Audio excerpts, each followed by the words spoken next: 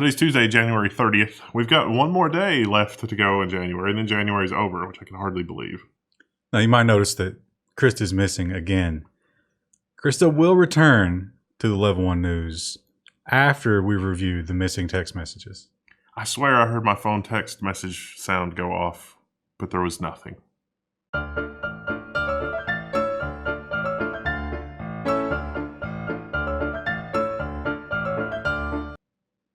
Nothing like the Intel proper patch for Spectre and Meltdown? I don't know. It's like the ongoing saga of Spectre and Meltdown. They just won't go away. Why won't they go away? It don't seem to really be affecting Intel's stock price, though. Well, not really. It won't go away because they didn't fix it. Oh, is that what it is? Are we casting aspersions now? Is that what's going on? It's pretty simple. The fix doesn't work, so manufacturer after manufacturer, the latest being Dell and HP. Who was it last week? It was Red Hat. Among others. Like, most of the Linux, wasn't it? Yeah. I like all the downstream from Red Hat. I love how the techno Luddites were like, we need to roll this patch out right now. And it's like, not so fast there, Chuckles. It's not good. There are some issues. And so, it's bad when even Dell is advising their enterprise customers not to deploy the update. Yeah, Dell's got a table you can go and look at. And it's like, okay, don't install this firmware. Install this firmware. And so you look at your Dell product and figure it out. But really, Meltdown and Spectre, seems like the answer so far is just accept that you're going to be hacked, right? So, the real heroes are the BIOS engineers that have been working 3 shifts and haven't updated this many BIOSes and UEFIs in years. I mean, everything is modular in UEFIs, but I mean, imagine that across hundreds and hundreds of products having to update your UEFI going back to 2005. Imagine if they would have gotten started 7 months ago. Wow, you're really good with the aspersions. It's like that's kind of rough. Now, Intel has come out and said, well, we will have silicon out this year because a lot of industry analysts have said, look, making silicon is like a 5-year process, and there is no way that the types of vulnerabilities that are in silicon can be dealt with a really quick turnaround. And Intel said, no, we can fix it in silicon this year. Well, let's hope it goes better than the software did, because wouldn't that be embarrassing if... I was thinking that, but I really didn't want to give Intel a hard time. But yeah, I mean, can you imagine if they don't properly test it in silicon? I mean, technically they should have a 6-month head start on the silicon, right? I don't think so. I think they got started when they got outed. Yeah, it does seem like, looking at the Linux kernel mailing list and the developers' insight there, it does seem like Intel was trying to take the position that this isn't really a serious issue. People are not going to really encounter this. It is a little bit of an about face to go from that to we're going to fix it in silicon, I guess. I wonder if they also kind of thought, this is such a high-level attack. Even if somebody notices, only the nerds are going to notice, and we're going to be fine. There's no way they could predict what actually happened, like the fallout. It's like suddenly everybody doesn't want their stuff to be insecure. Yeah. Well, it might have been a perfect storm because you had Equifax, and the whole security was front and center, and all of a sudden, it's pretty simple for someone to understand. Every CPU is affected, and it's the worst thing ever. And the media certainly stoked that fire. So what you're saying is somebody inside of Intel was like, well, Snowden revealed the NSA already has everything. Who cares if Russian and Chinese hackers also have everything? They probably did have some analysts who were like, well, it would cost this much to recall everything and actually fix it. And we expect the fallout of the reveal to be this much. So we're going with a lower number. Intel could not pay for a recall of the hardware. It would not physically be possible. It's that bad. The profit margin's good, but it's not that good. But even with that, even if that was true, can they be forgiven for not getting started on it when they found out about it? No, they cannot. Net neutrality comment fraud. Now, this is something that we've mentioned a few times, but if you've been living under a rock, the FCC asked for comments about rolling back net neutrality, and the bot showed up pro net neutrality in force. And there was no investigation. And so finally, the attorneys general are going to get some kind of investigation from the Government Accountability Office. The bots, of course, were going through the phone books or some list of real people. And many of those real people, because it was published who those names were, they got on there and they said, no, wait, this is me. And I feel totally different than what this says. So finally, yeah, this is political in a big way. But silver lining, I guess. We get an investigation. This is a waste of taxpayer dollars in all honesty. I'll tell you. We know. Yeah. Well, here's how it's going to play out, and it's going to be legit. Here's how this campaign will be legitimized. Mark my words. They're going to do an investigation, and they're going to find that some think tank shell company did this. And then when they ask the think tank shell company, what happened? Why'd you do this? They're going to say that there was some fine print clause in customers of the company who funded the think tank that gave them permission to do that. So like in the fine print of, my cable contract, it's like, you will support this in cable endeavors. And the cable company interpreted that as being able to pay that third-party company to use my data in support of whatever the company wanted, because I'm a customer of that company and my interests are aligned with whatever that company wants to do. That will be the rationale. And it will just go away. But they did literally put words in people's mouths. Yes. They made comments for them. Yes. Now, I don't think any fine print will save you from that. We probably won't see any justice here, but if we do, I suspect it will be because it's like, hey, you pretended to be me. You impersonated me. You stole my identity. It seems like it. That's identity theft. That's pure and simple. So, if enough people like class action or something based on the findings of this, maybe. It's going to be, was that wrong? Should we not have done that? You see, the FCC didn't give us a way to upload a list of our customers that said our customers support what we as a company want to do. But I don't know how, the thing that's glossed over here is that just because you're a customer of company X doesn't mean that you support company X. These ISPs are in a total monopoly or limited monopoly situation in every case. It's like the mob. Like, you have no choice but to do business with the mob, or they're going to be breaking your kneecaps and destroying your merchandise every other week. Maybe they'll argue that based on that customer's browsing data, they interpreted that would be their comment. I wonder if we could somehow turn this around on the social justice war, get the social justice warriors riled up about this because of the whole implied consent thing. And it's like, this was not implied consent. It's like, no means no, Comcast. I don't know. Maybe we could parlay that into something. I will not go to battle by the side of those people.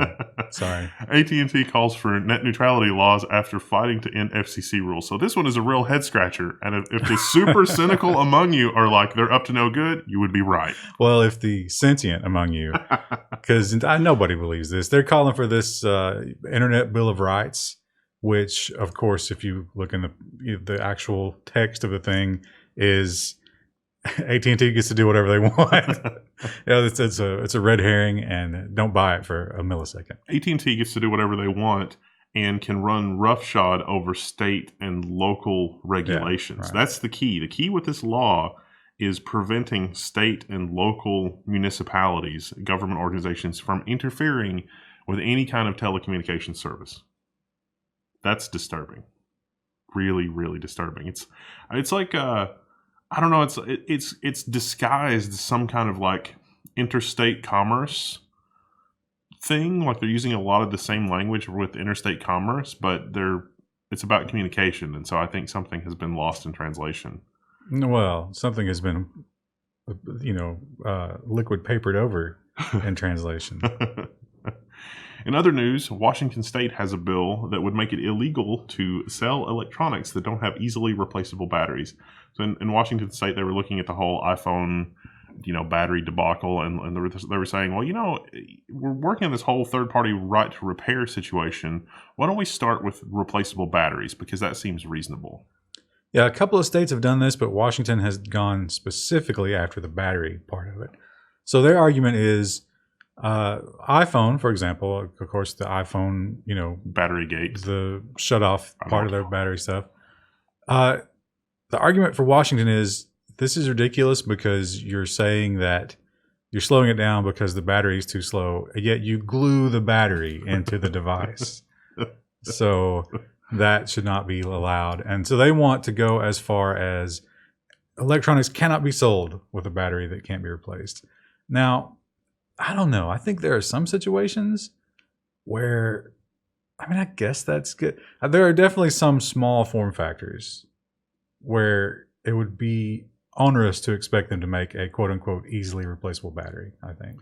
Yeah, and it also depends on what easy is, because some of the in your area, there's probably like iPhone repair kiosks. Some of those are entirely reasonable. You can get a screen replaced for about $100 US, which is not, in my opinion, unreasonable. They can also replace the batteries and things like that. They've got some really just ingenious apparatus for disassembling iPhones. They've got like this hot shoe toaster thing that you literally put the phone in and it toasts it to the right temperature to make the glue more malleable, and then it comes apart. That is easy enough, I think. It's like if you want to glue it together, that's fine. Just make sure that it's some type of reversible glue, I guess. But on the other hand, you can look at all of Apple's, competition in the market. A lot of them have batteries that you can very easily replace. Ridiculously easy. Sometimes you drop the phone and the battery comes off.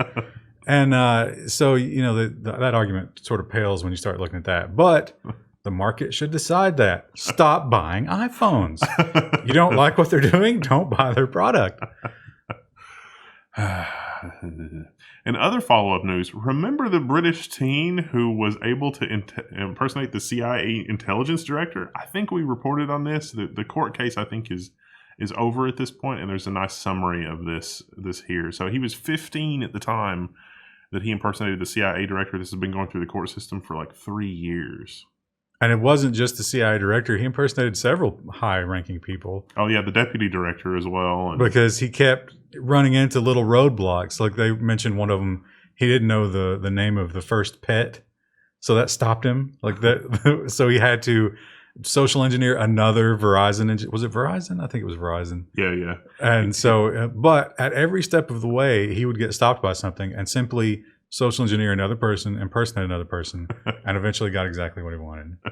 Because the call center is so large and nondescript that, not every single little call on a person's account is logged.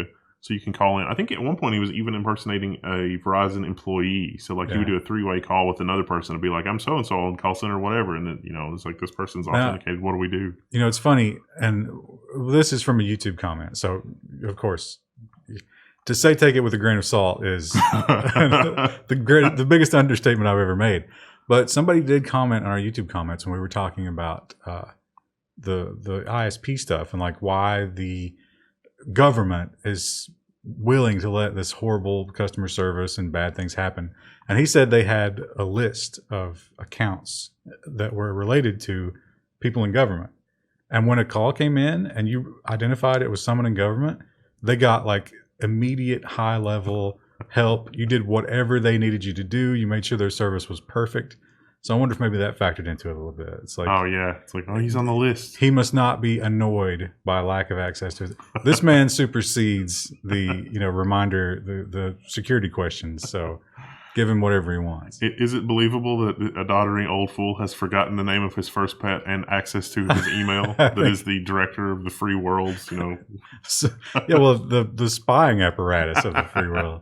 But it's totally believable. So maybe it was that. I don't know. Also want to follow up. There was a swatting incident a couple of weeks ago that we reported on in Wichita, Kansas. It was a fatal shooting, that's without really going into it. It's a really, really sort of long story. The official indictment has been filed, and 2 more people have been named to that swatting incident. I think one of them was because the guy who was the one who was supposed to be swatted gave a fake address, and he just made it up. Go back and show that guy's picture. The guy that actually did the swatting. Where's that? It might be at the top. Oh, there he is. Look at that. If this was a Disney movie, you would immediately know he's the villain. I mean, that's one of the most untrustworthy human beings I've ever seen in my life. Look at that. Anyway, yeah, he's they're throwing the book at him, and good job. Although I don't know, like if you live in Norway or Sweden or Estonia, you can very easily SWAT in America. I don't know. Will the international police get involved? I don't know. It's a difficult situation. I think one of the problems that some people will say this, but most people will blindly just be like, no, they're protecting us, but the cops should not have shot that guy. I mean, this whole idea that you show up with, RPGs and mortars just based on a phone caller's admission that there's a hostage situation, that's got to change. Yeah. It's like, what are you going to do? It's like, we've got a tank, it's like they can kill all the hostages. It doesn't matter. We've got a tank. It's fine. No, I don't know. I don't know what I'm saying. It's fine. Montana to the FCC. You can't stop us from protecting net neutrality. So this is the AT&T law that we were talking about before. This is what that is designed to stop. But this is brilliant because what they're doing has nothing to do with laws. They're not creating laws. What they're saying is, as an ISP, if you do business with the state of Montana, you must respect net neutrality for everyone in Montana. Now, you don't have to respect net neutrality, but you won't work with any government office in Montana. Nice. So how long before no ISP exists in Montana? Or it's only like Comcast, Verizon, T-Mobile, like all their coverage maps just show up as just a black square. Yeah, I don't know. I mean, well, that would be fine because I think that vacuum would quickly get filled. Yeah. It would be annoying for a month or two maybe, but somebody's going to step in and do it. So somebody in Montana, they should ask them how they feel about T-Mobile's binge on situation. I got to think program that or whatever. Montana is one of the lowest population densities too, right? Yep. I don't know. Are they a shale state? That might have changed recently, but I bet they're already pretty slim pickings as far as what they have coverage to choose from. Yeah. Perhaps the people that live in Montana can weigh in the comments and raise our video engagement and actually reach a half of the subscribers that we have or so. I don't know. Immigration, ICE is immigrations and customs, or yeah. So immigrations and customs. We always talk about like what happens when the data for good cause A is used for other cause B. And so we always like to include stories where exactly that has happened. So ICE is about to start tracking license plates across the U.S. Now, this may sound like it's, they're going to run out and buy all kinds of equipment and do all kinds of other stuff. No, there's just a very small number of companies involved in license plate tracking, and they're just going to get access to the database that already exists. Now, this database actually comes from this company pays, for example, police agencies, cab companies, tow companies, repo men. They actually install cameras to their vehicles, and as they troll around through parking lots searching for whatever they're searching for, they're tracking license plates. So this company makes a note of where these license plates appeared. So literally every license plate they can recognize. Right. So let's say that you shop a certain day of the week at a certain store. That's just your routine. People fall into routines. That's how we're built. And you're on the run from ICE. Well, they can hit your license plate into this database and know where you're going to be on Tuesday. So now I feel like we have to add a warning here. I know a lot of people in the audience are going to be like, yeah, get rid of them aliens, because we're very divided on that topic in this country. But try to think beyond that, because they're not going to stop. No. Once they've deported everybody, they're going to be like, all right, we're done with the license plate database. Now, this is going to be a big part of law enforcement going forward. Yeah. And that's a bad thing. Yeah, this is another one of those things that without really even using GPS, your whereabouts can be tracked really easily, because I think even just 10% of the police force, like if 10% of police cruisers are equipped with this, then you're basically going to be tracking probably 75-80% of the population, or probably 80% of the driving population in America just overnight. And they've been doing this for a while. Again, so if a government agency were to do this, there would be a huge outcry. But this is just a private company, and there's really no law against them looking at license plate. I mean, you're out in public. Yeah, they can do that. So they have this. Now, this is the first time. There were some other law enforcement agencies that talk about doing this, and there was a big public outcry. Like, no, that's Orwellian.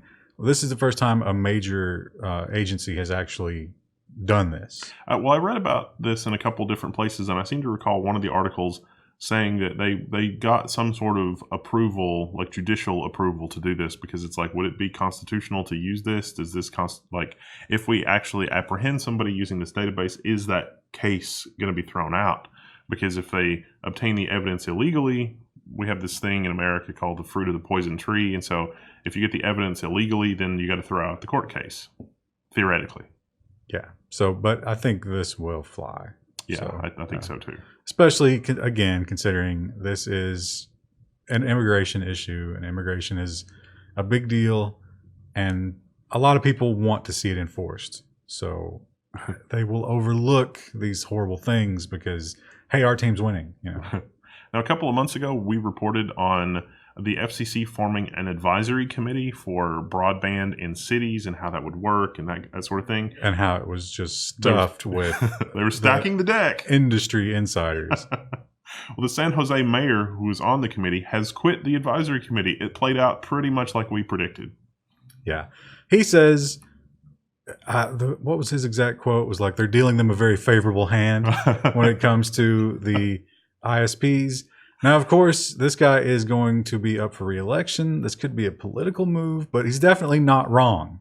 They are definitely giving the ISPs whatever they want. And this committee is kind of a dog and pony show. Our insider in the committee has basically said, yes, that is what is happening. It's that bad. So I weep for mankind. There's just really no other way to put it. Also, kind of a follow-up, kind of new information. Kim.com has sued New Zealand for $6.9 billion. That's American dollars. So we reported recently, remember they ruled that the whole search of his house and the warrant and everything was not proper, yes. That was unconstitutional for New Zealand's constitution or whatever. So I think based on that, he has come up with this lawsuit. And they asked one of the New Zealand politicians about it, and they were like, we're not surprised by this. So they've known this was coming. I think he's got a pretty solid case. I don't think he'll win. No, there's no chance that he'll win, but he kind of has a point. I mean, it's like, even if even if he is a Bond villain, he's got his private mansion and he operates above the law and all this other kind of stuff. The people that are in law enforcement have to use the laws to bring the criminal to justice. You can't go extrajudicial. You never do that. The heroes in the movie never do that. And it looks more and more like they might have gone extrajudicial in Kim.com's case. Some of the heroes do that. Dirty Harry did that. But the big thing here is in New Zealand, at least at the time of all that happening, the copyright stuff was not against the law. That was U.S. laws that New Zealand just wanted to be a bro and help us out and send in the SWAT teams. And the copyright bros. Yeah, it was at 6.9 billion. 6.9 billion, yeah. That's based on the percentage of his ownership in the thing plus future lost earnings plus his other companies plus his loss of his mansion. It's not an arbitrary number. He came up with exactly what all of that had cost him. And he's got a pretty good argument again. It's not an arbitrary number, and yet $6.9 billion. My inner 12-year-old has to giggle at that. Yeah. Sure hope he gets it, but I don't think he will. No. And it probably would be real bad for the people in New Zealand if he did, because we're going to have some real funny follow-ups on that story, I'm sure. Mark my words. Well, he might shoot himself in the back of the head out of depression. The NSA has deleted honesty and openness from its core values. So this is a story on The Intercept. This is just kind of a lull. We can lull at this, but honesty it's like honesty and integrity and truth, openness. Yeah, all that is gone from it. They've revised their core statement. That stuff's all gone. So they had a page on their website. It was like about us, mission statement, like that kind of crap, and it had all that stuff in it. It was real saccharine, like nonsense. And they did an update and they took all of that out. And of course they were contacting, they were like, we simply made a web page update. It's not a big deal. But when you work with websites for large companies, they agonize over this stuff. There's like a committee that spends a week arguing in a conference room to try to come up with a mission statement and all this stuff. This was not just some flippant little thing. You're saying it wasn't given to Randy, the intern? Like, go update the WordPress blog, Randy. So they knew what they were doing. And they made a lot of the wording was changed because it used to be like for the people, honesty and truth for the people. And now it's honesty and truth for like the clients of the NSA or something like that. It's almost like they sound like a private company that's working for the government, which, hey, they basically are. Well, I think that, certainly we know that Snowden and some of the other more public whistleblowers, their stated intention was transparency to the American people and this kind of thing. You got to figure that they've got internal whistleblowers too. We know about William Binney and the other two that came before Snowden, and they tried to blow the whistle internally, and that was not a good end for those people either. So you got to think that we're looking at the webpage and it's like, no, our mission statement's not that anymore. Our mission statement is to support the warfighter or to support the intelligence operation or to support the whatever, and that is our mission. So Not anything that we didn't already know, but maybe we should just be happy they're being a little bit more honest, right? Transparency in government. We don't care about you. Yes, we are monitoring everything, and a copy of literally everything is stored somewhere, and we will search that database arbitrarily, and you just better hope that our algorithm doesn't say you're a bad guy, otherwise you're going to disappear.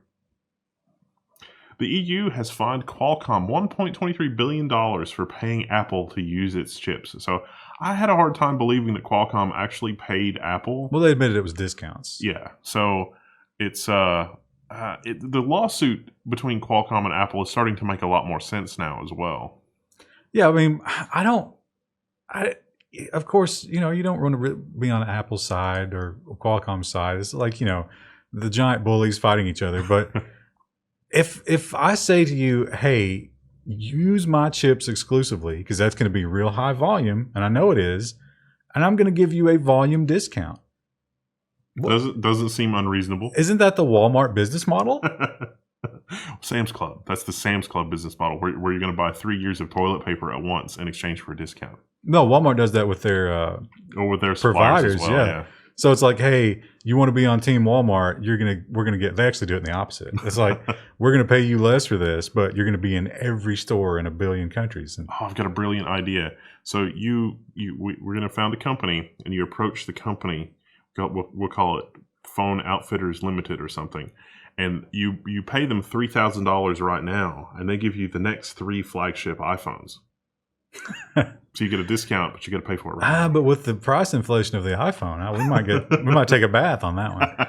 Anyway, the EU has said that is anti-competitive. That they're stopping companies like Intel from being in the marketplace by paying, quote unquote, paying Apple to only use Qualcomm chips. So they have fined them. I don't know. I wonder what's going to happen with the whole Qualcomm, because the Qualcomm chips had the superior radio. I wonder what's going to happen, because Apple tuned their phones that use different radios to perform the same as with the Qualcomm chips, which apparently was a violation of the agreement there. We talked about that before. I wonder how that's going to wash out with this. I should also mention that Apple is currently not paying Qualcomm those royalty payments, because that's another lawsuit. So, yeah. I mean, it's just, it's never going to end. If Apple and Qualcomm ever like settle all their lawsuits, I think that's doomsday. That's the foretelling of the apocalypse. Yes. There was a San Francisco couple that had their home raided, and it turns out the police were looking for a stolen iPhone X or iPhone 10. So yeah, the new iPhones. Remember, we reported that 300 were stolen out of a UPS truck. Well, apparently they got the serial numbers a little wrong, and some guy that bought his phone at an Apple store and had a receipt for it had his house raided. Now, this is kind of what we talked about before with the whole swatting thing. They knocked this guy's door down with a battering ram, tackled him, cuffed him, and had him at the police station before his wife was able to show them the receipt. He had total proof that he paid for that phone. No question about it. If they would have just spoken to him before assaulting him, nothing would have ever happened. He wouldn't be replacing the locks on his doors right now. He wouldn't have all these problems. But they had to, literally, while he was being booked into the jail, put him back in the police car and bring him home. Yeah. Because he said that they hadn't even told him that they were talking to his wife, and his wife was like, yeah. Oh, yeah. And if you take a look here, oh, it's loading a video. I didn't want it to load a video. I wanted the thumbnail. The thumbnail. And it's like, listen, if you're in the police force, look, their house, it looks nice, not poor. That's not how you treat nice people. Yeah, but if you sell enough stolen iPhones, you get a nice house. You can't be, deceived by that kind of thing.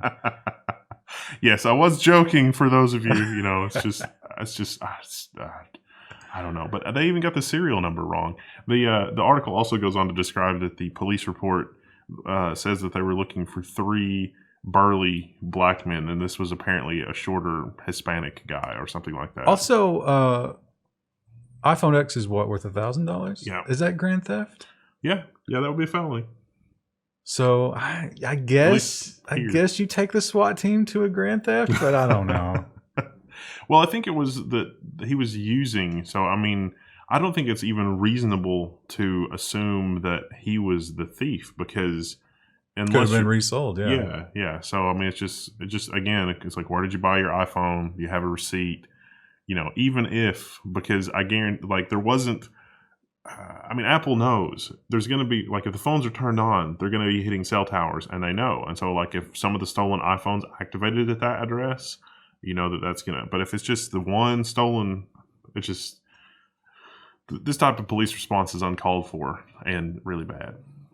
Oh, that's going to be our downvotes this week. Sorry. Yeah. Not sorry. Maybe demonetization will be not far behind. I don't know.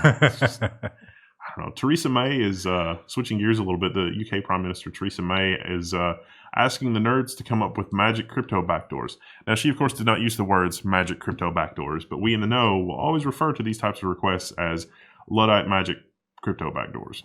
This was at the World Economic Forum, which, if you're not hip to that, it's where all the rich people get together and decide how the peons should be treated for the next couple of years.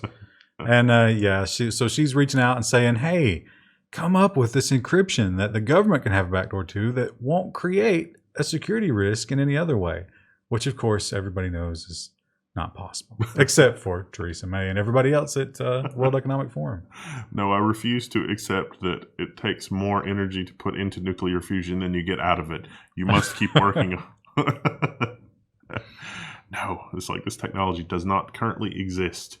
The FBI, the Fourth Circuit declines to toss evidence that the FBI gathered via malware. This is kind of a follow-up, but kind of new information. We reported on the FBI taking over a child porn tour website thing, and they loaded it with malware, and they used it to figure out where people are. Well, the server was hosted in Virginia. The guy that the malware entrapped was in Minnesota, and so he was trying to get the evidence thrown out, and the judge said, this is fine. This is a case that it raises a lot of questions, and every time these questions have come up, the government has said, no, this is fine. The first question is it okay for the FBI to serve child porn? Because that's definitely what they were doing.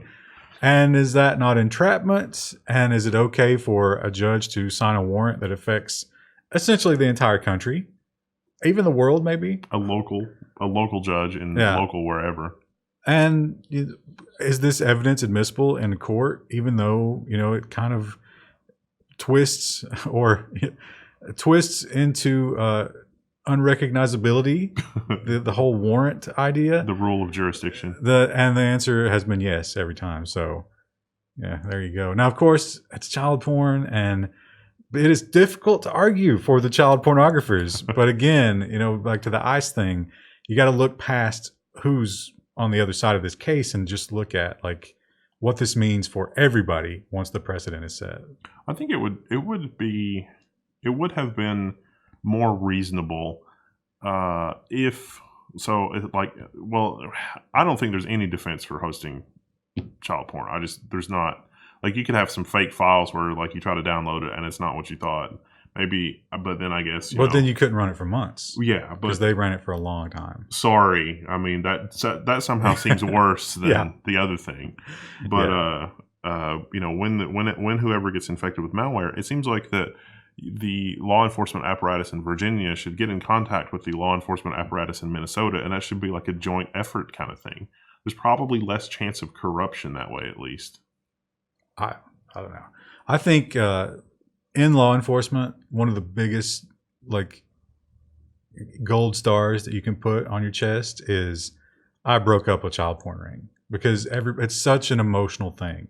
And everybody's like, oh my God, the cops, they're so good. They're so wonderful for doing this for us.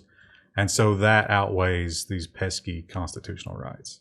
Well, I think it's a slippery slope. I mean, if you go from being able to run as we've seen with the NSA, I don't have any doubt at all that someone in law enforcement, it's like if you cross them, if your neighbor is like super annoying and driving you insane and you run one of those things, would anybody that has access to that kind of thing because they're running a server with it, would they use that to create a false implication of like their neighbor or somebody they didn't like? I mean, we've seen that with the NSA spying on their ex-girlfriends and things like that. It's really not very far removed to expect that they would do something like that. Also, remember the Trump inauguration website where they were trying to get everybody's IP that ever visited it as part of a search warrant? Yeah. So that's sort of a similar thing. It's like, well, maybe you were just curious. Now, of course, you can't make that argument when it comes to child porn. It's like, well, I was just curious what the child porn looked like.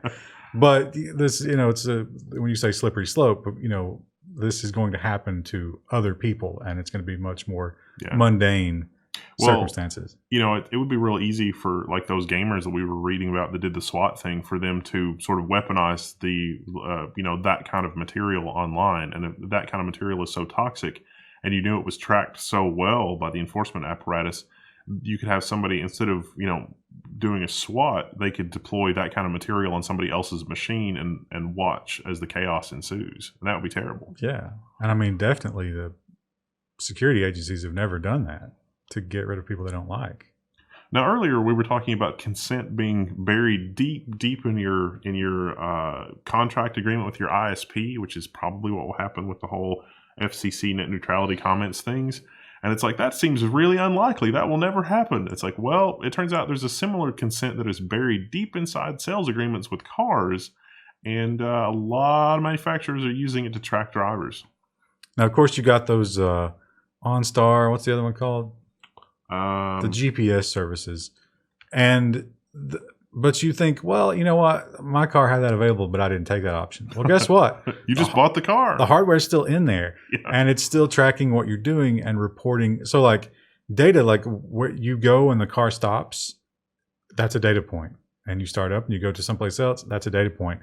And it can actually map out, just like the license plate thing, where you might be on a given day, especially if you're predictable. Now, the interesting thing here is, like, it's in your sales agreement with the vehicle. But what if somebody else buys your vehicle and you just drive it around all the time? You haven't really agreed to anything. Is that an actionable tort? I doubt it. Not in today's world. Now, the car manufacturers say they're not selling it. They're not doing anything with it. They're just warehousing it. Yeah, but just like that license plate data from Immigrations and Customs. Yeah, I mean, because you think about big data. You think about Facebook and Google and how much money is there. I mean, how valuable is it to know exactly where you've been shopping? Tie that into your advertising profile. It's like, wow, I know exactly where this person shops. Here it is. Got the analytics data to prove it. It's exciting. OnePlus was also in the news this week. They are supposedly collecting user data without consent again. So they actually took to their own blog to deny this and report on data. So this is a little bit murky as to what's going on. It's like, oh, it's got this file in it and it's looking for certain things, but then they tweeted that wasn't really what was happening, and I don't know. Well, they admitted it was there because in some markets like China, they do use that because, of course, Chinese government.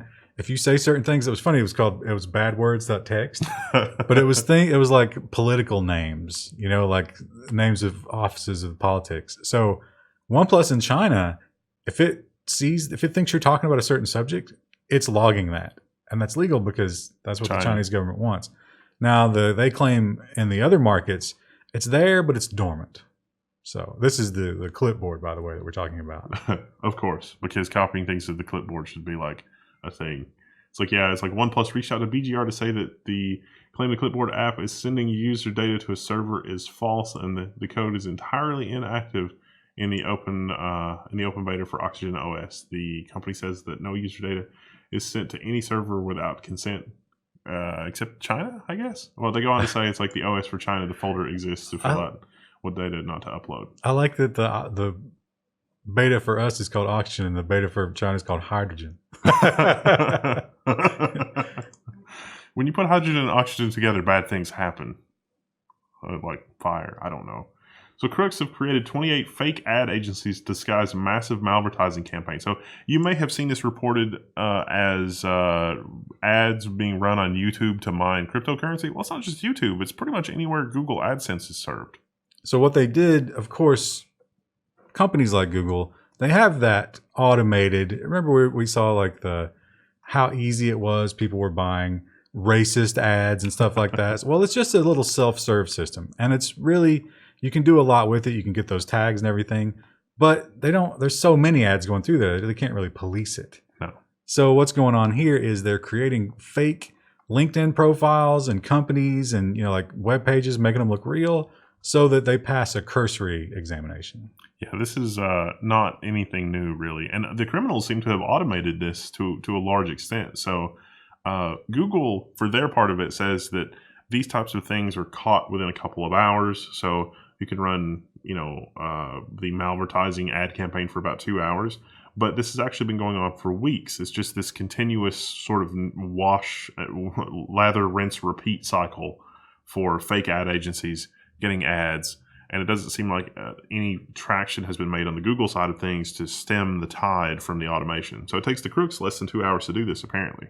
Yeah, they caught 28 fake ad agencies. 8 of them had not been used. So you get the idea that this 28 was a drop in the bucket. It was just, that was this week's cycle. And of course, it costs nothing to make up a fake ad agency. It probably does get like hard to think up clever names and fake LinkedIn profiles after a while, but probably a pretty good return on investment for doing that. Pretty soon they're going to start using fictional company names and just, I don't know. These, of course, were click hijacking you to other sites and serving up fake the whole fake virus scan thing and malware and crypto mining and stuff like that. Lots of crypto mining. Yeah, it's a symptom of a larger problem. There's more going on in that. There were a lot of people that were like, "Oh my gosh, YouTube with the whole crackdown on this, that, and the other," and now they're mining cryptocurrency, and it's like that's not. No, that's not. It's not YouTube doing it. I mean, anybody would know that's not YouTube doing it. You'd be surprised. Well, no, not anybody, but. This is so last week or the week before we reported on an acoustic attack for hard drives which would prevent DVRs from recording information, and so this is sort of a more generic version. It's like researchers warn of physics-based attacks on sensors. So a lot of sensors for a lot of devices depend on basically operating in a normal environment, but if you use directed sound waves or lasers and optical sensors or infrared lasers and infrared detectors, you can basically denial of service a machine by making its sensors not work properly. They show their proof of concept being a Tesla. They were able to make it think that an obstacle was further away than it actually was, and then within a certain distance that it just wasn't there at all. So these attacks are not easy to do in most cases, but the guys' names were Zoo and Foo, which is hilarious. But they're just sort of bringing to light. It's like, we're not even thinking about. You're trying to protect the software, but you're not even thinking about how clever people are going to get. And one sort of simple example of this is the keyless fobs. So, like, some people figured out that they could just listen to your keyless fob while you were getting out in the parking lot, clone it, and then immediately get back into your car. Especially in the Subaru, which iterated the key by 1 every time. My favorite presentation from the past couple of weeks is that there was a security researcher. So there are car parks in the UK that recognize your license plate. And so there was a guy that was wandering around that had just a printout of a license plate and a fire extinguisher. And so he would stand on top of the electromagnetic sensor and just hold up the license plate, and then the car park garage door would open and he could just walk right into the garage. They also mentioned remember the stickers that the AI can't recognize? Like, well, if it sees the sticker, it must focus only on the sticker. So that kind of thing.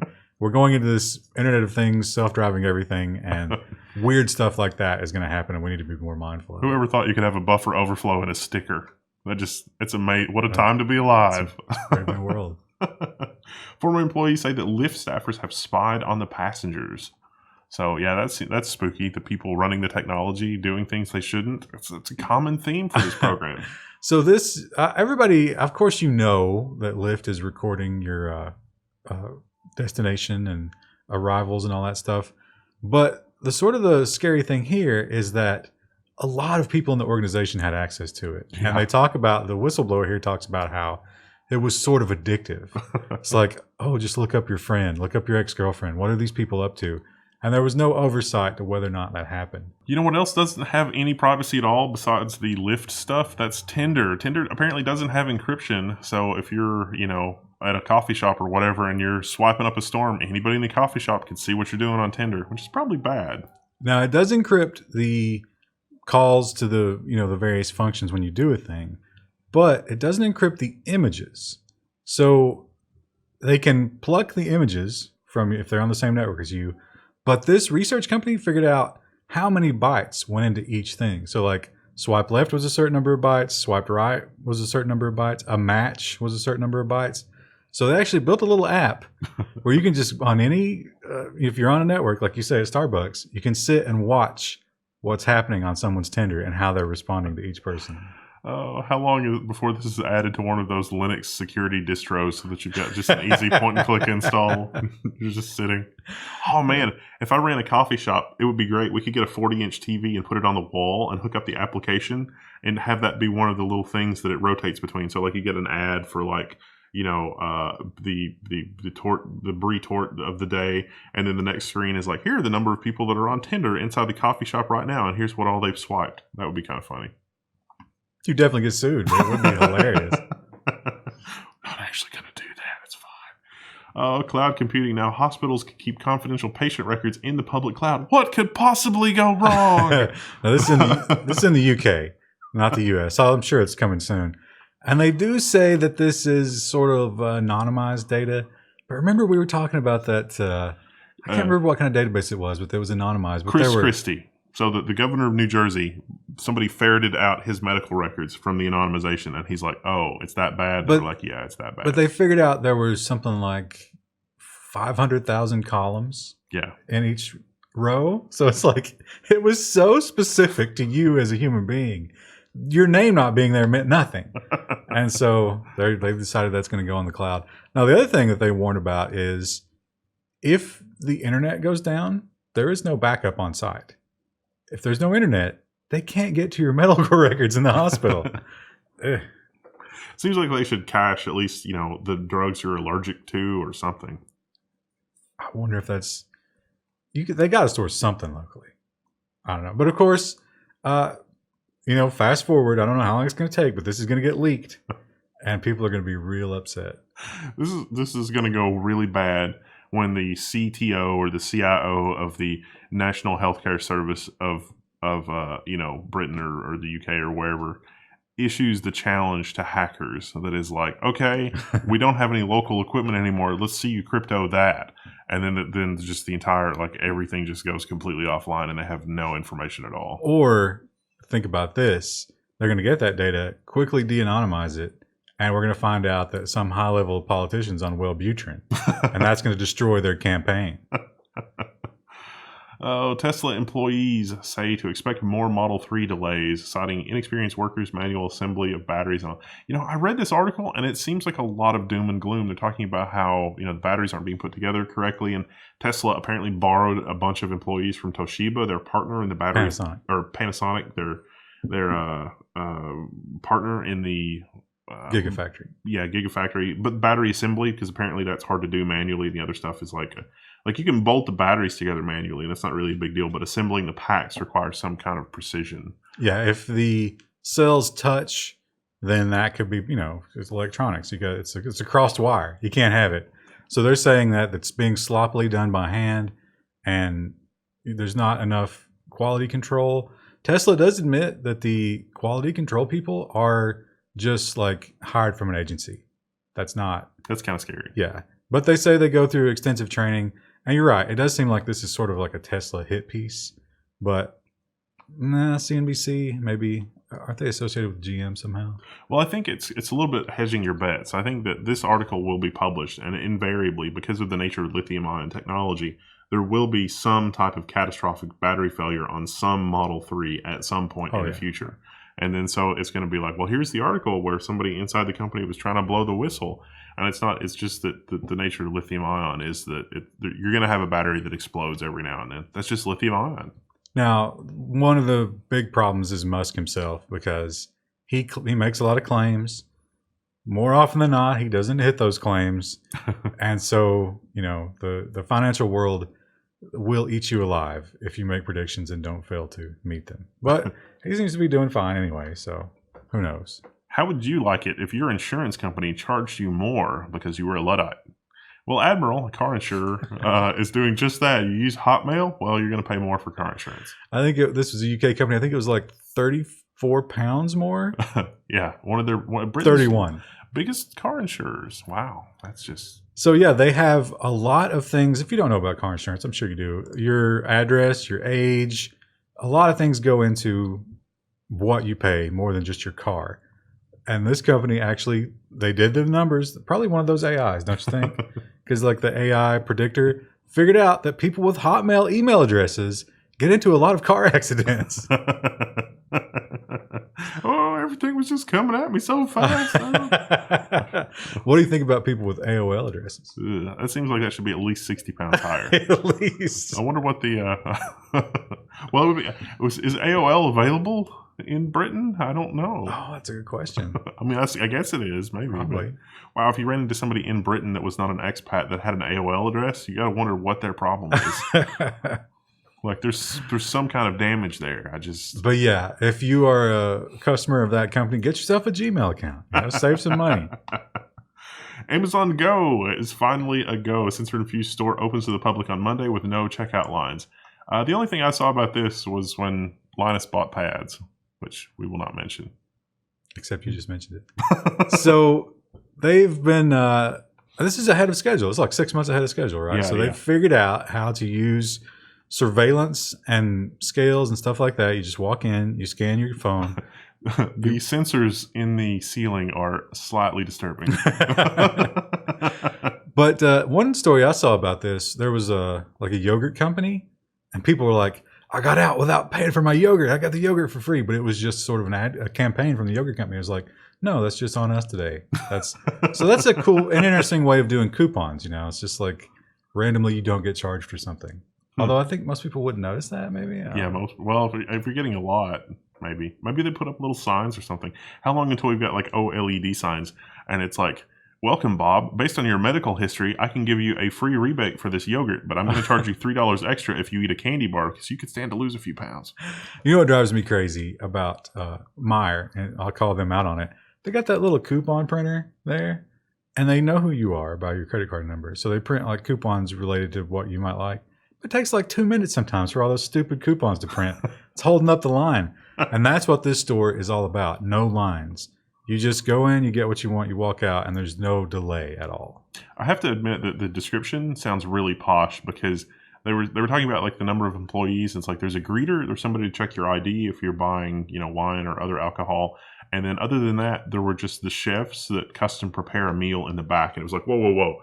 You mean I could just walk into the store and have a fancy, super prepared meal and it's just the most amazing thing ever?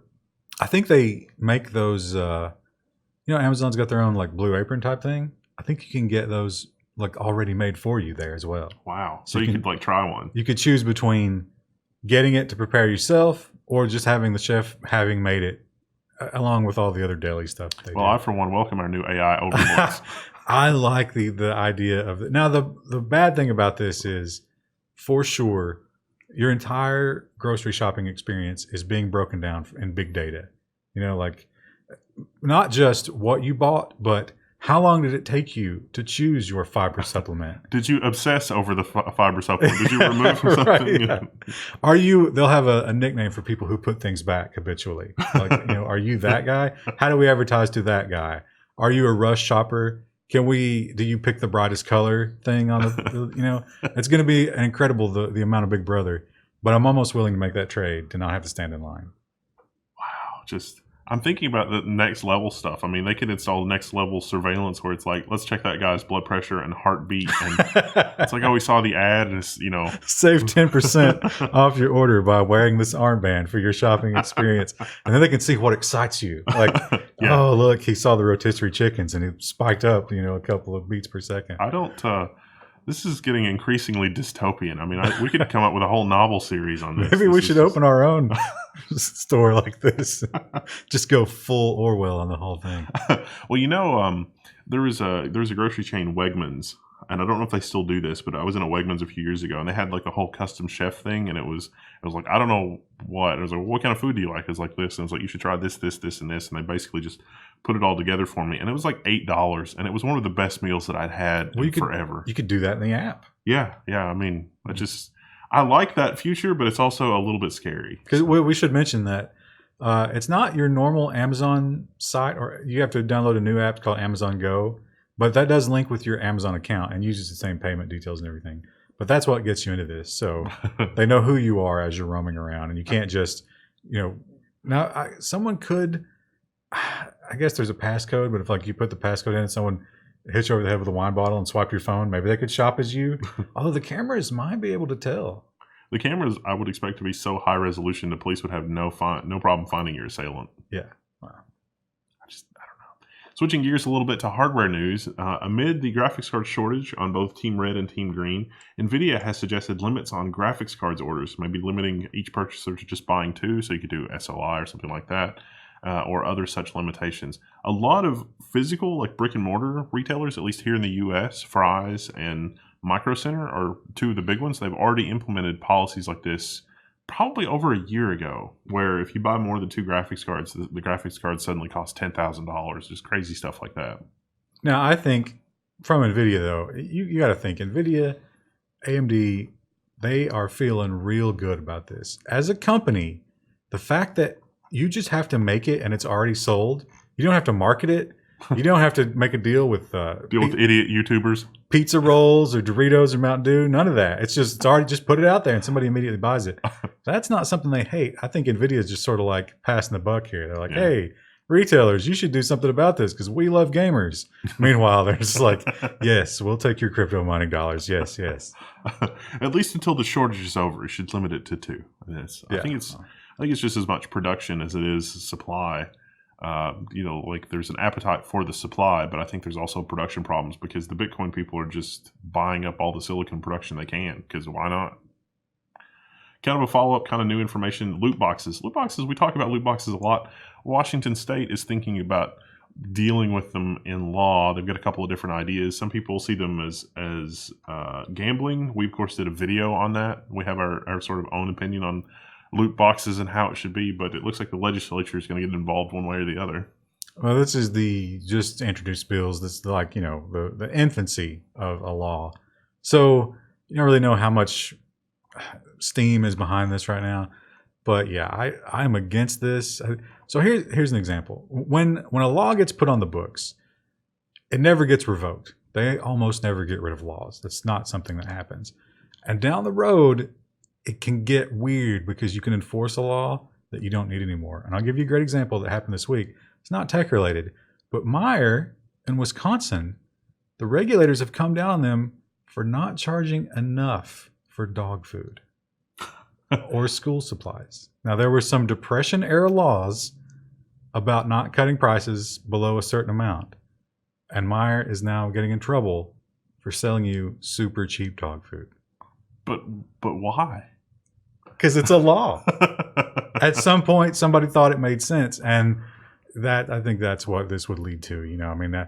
We'll get past the loot box thing. I feel like that's gonna be phased out eventually. Like somehow the market will just work that out. The industry's gonna rotate to something else or whatever. But then we're gonna still have that like gambling in video games entrance into your world by the government, and it will be used in some other way. It just sounds problematic. I don't know. Well, people, from the comments, from the blowback to that video, a lot of people want this, which is disturbing. We've got another win to chalk up for Bitcoin this week, even amid its volatility. It turns out that robbing people of Bitcoin at gunpoint is a lot harder than it sounds. I did see another story. I didn't include it. That one guy, he did get robbed at gunpoint of Bitcoin. He did the transaction. Wow. But this was a Bitcoin investment firm. And someone tried to rob them with guns. Yeah, they were tied up. I feel really bad for the people. They were one person was pistol whipped apparently. And, yeah, they broke his jaw or something. Yeah, I mean it's really, really bad. They got one of the guys. They were looking for the other 2 guys, but they did not get any Bitcoin. They didn't. Now here, pro criminal tips. Everybody loves it when we do pro criminal tips. They did not clear the entire building. They rushed in and they attacked the guys in the front desk, but they didn't clear the offices. And there was a guy in one of the offices, and he called the cops. If you're going to storm a building and armed robbery, you got to clear the whole building. It's like video game squad tactics 101. Yeah. I don't know. CoinCheck. This is a crypto exchange place in Japan. Says it lost crypto coins valued at about 400 million. I couldn't get through this because this was a Japanese exchange, and they were talking about the different. Like a different kind of coin NIM or whatever. Coins. Yeah, NIM coins. And so it's like, why is that worth 400 million? Well, they stole 500 million of them. So NIM coins are worth like 90 cents, I guess. That's not the correct math. Don't correct me on that.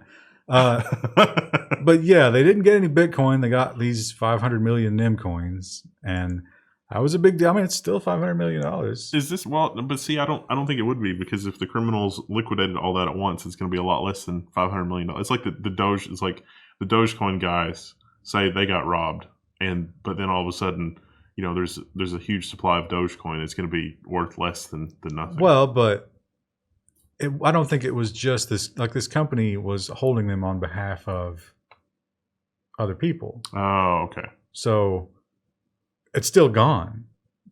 Are you going to get a refund? Now, they do say they know, obviously, what wallet it went to, and they're monitoring, and they're trying to see if it moves out of that wallet. I don't know how Memcoin is built in terms of their blockchain. I think it's very similar to Bitcoin.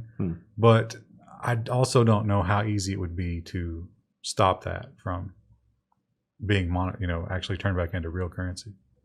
I don't know. It's just something seemed off about that story. I don't know what it is, the exchange or the circumstances. Now, that exchange does deal in Bitcoin, and so they stopped transacting in everything but Bitcoin.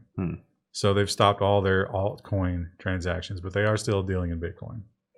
Well, good news. An algorithm may soon be used to figure out if you're about to have a early death thing. So the FDA has approved a crisis predicting algorithm to save hospitals and patients. So apparently, the thing that happens when you are old or elderly or just over a major surgery is that you can die suddenly and without warning. But it turns out that there may actually be warning in the data.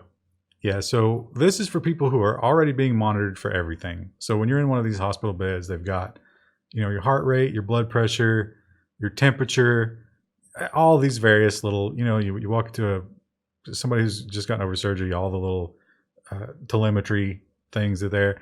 That's all being fed into an AI. And they claim that this AI will know 6 to 8 hours before something bad like this is going to happen, because it sees a difference in the patterns, and it will summon someone to prevent you from dying. Yay. Sounds good. Want to see the data. It's a little scary that, like, if you can map that into, oh my God, this person's going to die, what else can you map it into? But I guess it's overall a good thing. I don't know. You know what else? This is the most exciting story that we've done in a long time. I can't wait. It's going to be great, but it's not going to be great. But it's going to be great, but it's actually going to be really bad, because this is this is an algorithm that has been patented. Ford has patented an algorithm for a police car that can, with AI, find a hiding spot. Yeah, and well, basically it can simply respond and pull over a vehicle where you might not have the manpower to do it.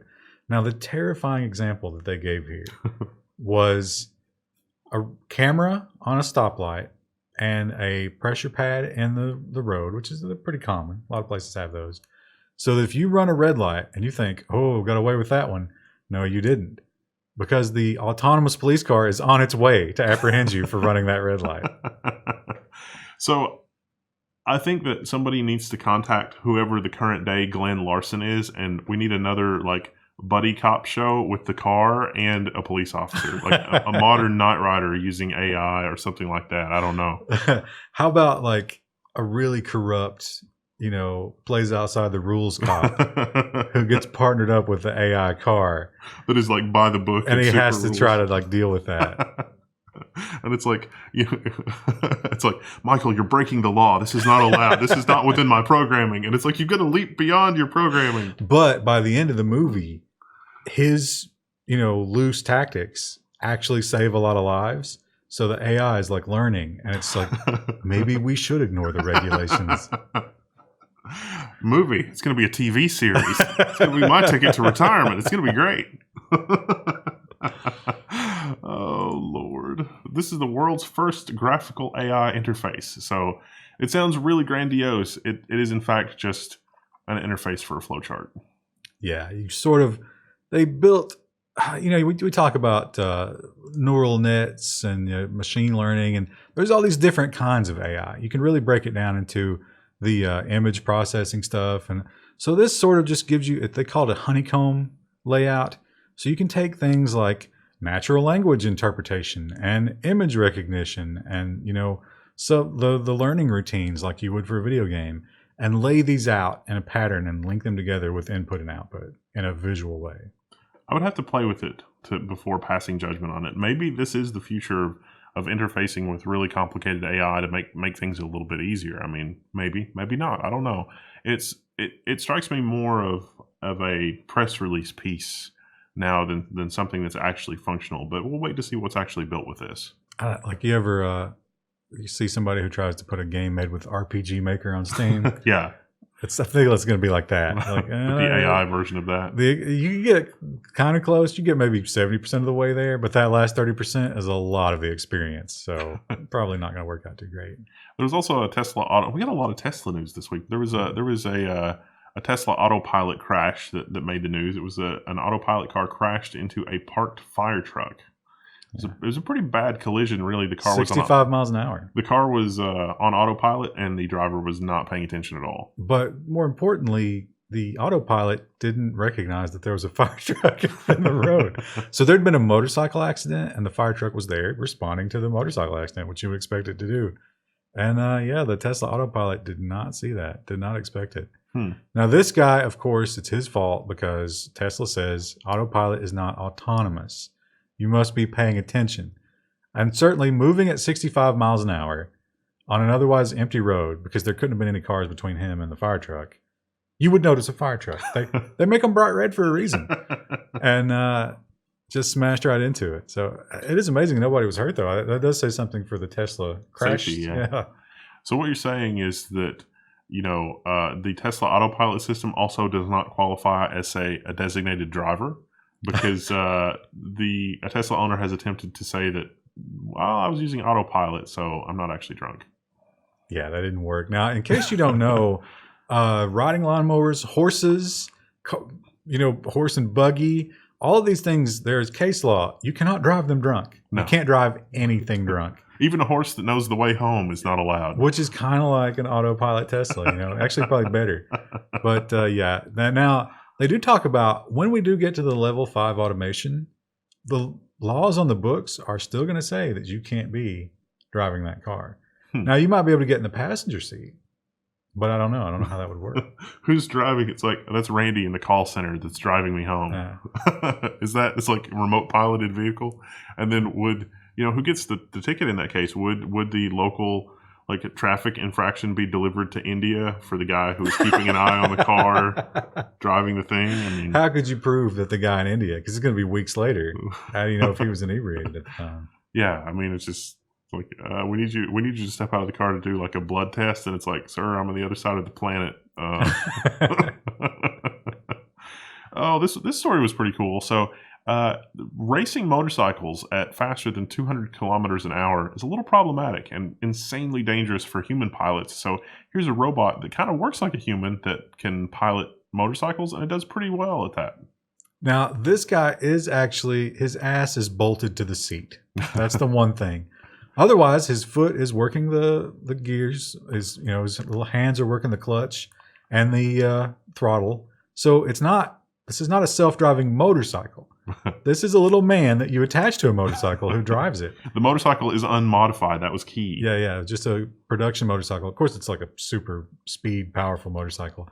But here's what doesn't impress me about that article when you get to the end. This guy, this little dude, is on a racetrack. And he knows exactly what that racetrack looks like. And he's using GPS, not sensors and LiDAR. So when you're moving at 200 kilometers an hour, it's going to be that's really fast reaction time. So motorcycle dude, we probably shouldn't gender him. Motorcycle robot. Motorcycle Zer, I don't know. Is using GPS mostly and the knowledge of the track to navigate the track, not reacting to things in real time. It's very impressive. Very impressive engineering. Maybe Alphabet will buy this, and then things will suddenly get really interesting. Because can you imagine a passenger motorcycle with a robot like this for like the adrenaline junkies? That would be kind of nuts. But so self-driving cars make sense because they're pragmatic. But are you saying the self-driving motorcycles makes no sense? Absolutely not. Because the whole point, maybe if it's just like fuel savings, and because it's cheaper. But most people, and we're talking about like the sport motorcycles here. Really extremely fast motorcycles. Does anybody buy one not to drive it? I need that adrenaline rush, but I don't want any of the danger. So you're going to watch a video of a robot driving your motorcycle? no, it's going to be a passenger motorcycle. I'm going to hop on the back. It's going to have a sidecar. Yeah. Hang on to him for dear life. I don't think the sidecar robot motorcycle is going to go anywhere, but I don't know, maybe. 200 kilometers an hour on a sidecar motorcycle. Now there's another good question about who gets the ticket. The guy that's piloting it in India. Everybody remember the missile story from Hawaii where they had the missile alarm and everybody was like freaking out? Well, after the false missile alarm, I don't know how to pronounce his name, couldn't log on to Twitter. That's the governor of Hawaii, and I'm very sorry for not knowing how to say your name.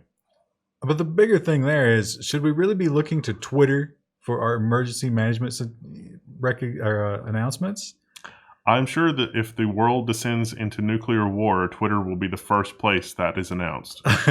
Hashtag doomsday. But yeah, he does sort of play it off. He's like, oh, I didn't know my password, but I was also on the phone with the important people that I should have been talking to other than tweeting about the end of the world. I don't know. Elon Musk has a $500 boring company flamethrower. So yes, this is, I don't know. Why? Now, I looked into this a little bit. So it turns out, I wasn't aware of this, but you can buy for much less than $500 commercial flamethrowers. And the use case is weed control. So they got, you just blast your weeds with fire. And apparently it's pretty common. I think this one looks like it probably has it has like a 2-foot flame, and those commercial ones don't. But I bet if you did a little bit of an adjustment with the valve, you could get a 2-foot flame from one of those. Those will run you $60. Yeah. So this just seems, I don't know. It looks cool. Looks like a doom weapon, right? He said he would only do this if he sold 50,000 hats. And so they did sell 50,000 hats. So now they're doing a boring company flamethrower. Because why not? I suspect that flamethrower is something that has to be on your property, right?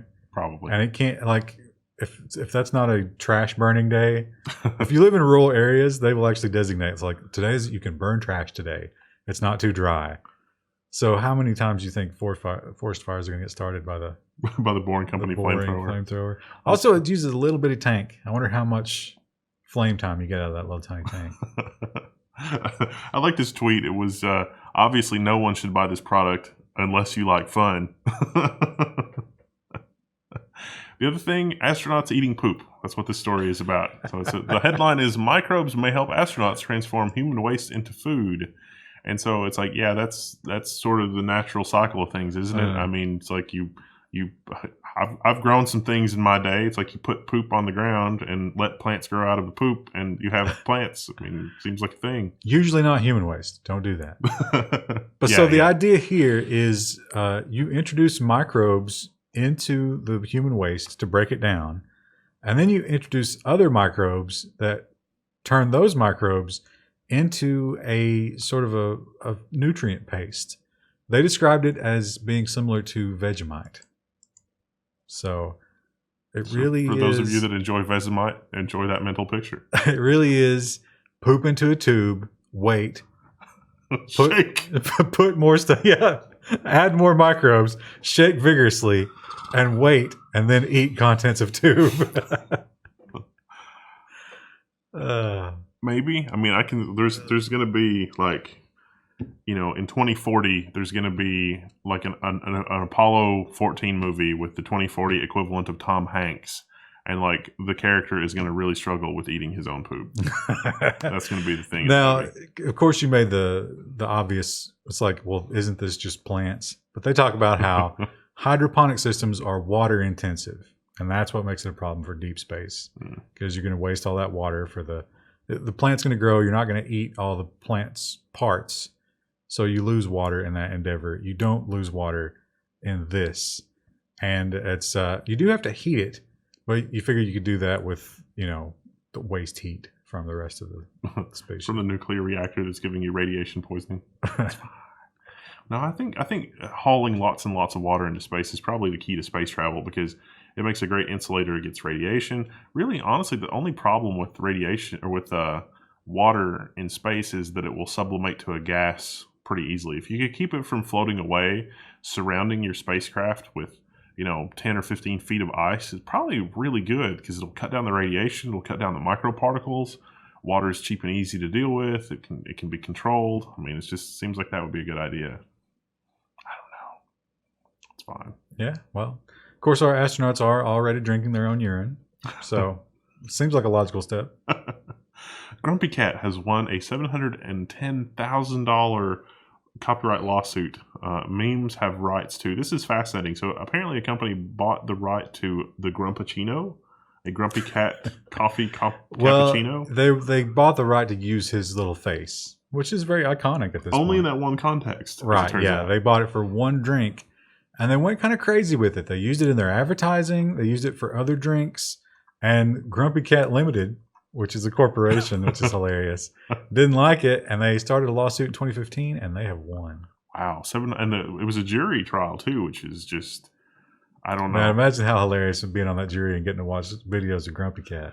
For those of you at home that have, the abacus with the little beads on like number of signs of the apocalypse on the Level1News broadcast, you're going to need to slide one of those beans over. One? We can't read the title of this news story because we'll get demonetized. We can't, so let's all enjoy it together. So it's like, everyone is making AI-generated fake porn now. Wow. The user-friendly application has resulted in an explosion of convincing face swap porn. Now, I don't know who this girl is. You know what she's famous for? I think this is... Daisy Ridley. Star Wars. She's the protagonist in the new Star Wars movie. The longer hair threw me off. So, yeah. Now, the thing about it is, we reported on this before. Some guy, he goes by the online name of Deepfake, came up with a great AI that, and of course, great in quotation marks. They did. He did Gal Gadot. He did the youngest girl from Game of Thrones. I can't remember her name, and some other celebrities. I don't know who these young girls are, but someone has taken his work and made a very user-friendly GUI to work with this. So now there's a whole subreddit dedicated to fake porn, and it's exploding in popularity. I didn't recognize her either. What was her name?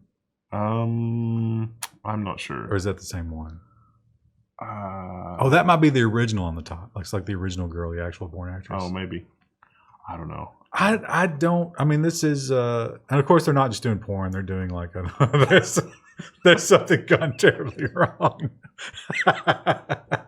Let's hope that YouTube doesn't choose that as the thumbnail this week. I don't know. But it's not just porn. Now they did the other. Scroll back up. That thing right there. They ran Leia through this $0 app and compared it to the one that LucasArts did, and look how good it is. Wow. Yeah. That's surprising. So they've done it with politicians and stuff like that, giving speeches. And we're entering into a world where you just don't know. You don't know when someone's face is actually their face or not. So what you're telling me is this is the technology that's going to send us into World War III. Could be, yeah. North Korea is going to do something with Trump, and then he's going to just be sitting there just mashing the button to launch the nukes, and it's going to be all over. And it turns out that it will have been this guy that released the software on Reddit. Could be.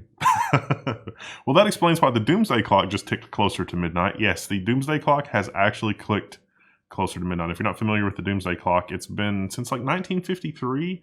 It's like how close is humanity to wiping itself out? I think it was before then. 53 was the last time we were this close. Oh, okay. Because that was the hydrogen bomb. Yeah, it's so our bomb. When we figured out the hydrogen bomb, they were like, "Whoa, we could accidentally destroy ourselves. This could be really bad." So right now we are 2 minutes to midnight. That is the record set in 53 of how close we are. Now they didn't just talk about nuclear proliferation, which of course that's the big one, but also goes without saying. Also, they rolled global warming in there because doomsday doesn't have to come in nuclear fallout.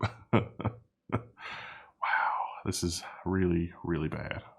I don't know. You wonder how political, because this is just a committee that gets together, but it is a committee of scientists, not politicians. So that gives it some credence. I do have to say that they're definitely not really super optimistic. I mean, look at their clock.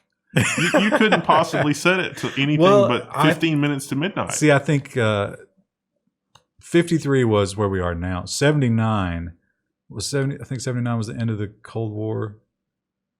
That and the de-stockpiling of nuclear material. Oh, yeah. That was the 15 minutes to midnight. That's as far away as we've been since 53. So we got to. I mean, I guess it could be like an hour from midnight. That would be an option, but I don't know. It just seems like they shouldn't be so pessimistic. I don't think we're going to jump from 2 minutes to an hour. I think they're going to build a new clock. Want to be the guy with the contract for that? It's like, good news, everyone. We're far away from Armageddon. We got to build a new clock. But then you're halfway through it, and it's already out of date. It's like, oh, sorry, don't bother finishing that clock. Speaking of things that are out of date, that's the end of this news broadcast. If you're listening to this in podcast form, it's been brought to you by our supporters on Patreon, who I think we have a current record on Patreon. We've never had this much support on Patreon, so we've got to figure out what we're going to do with the extra support. Maybe hire another student helper to help us with some benchmarking and some stuff like that. It's going to be exciting. I don't know. We'll see. Yeah, we're going to beef up the editing pipeline as well. Yes, it should be good. We've actually gotten into the groove enough that we're getting a pretty good backlog. So hopefully that'll help, and we'll be able to do more content like the Q&A and other fun original content. If humanity continues to populate the Earth, which at this point, who can say? Remains to be seen. I don't know. We'll see you next week. See ya.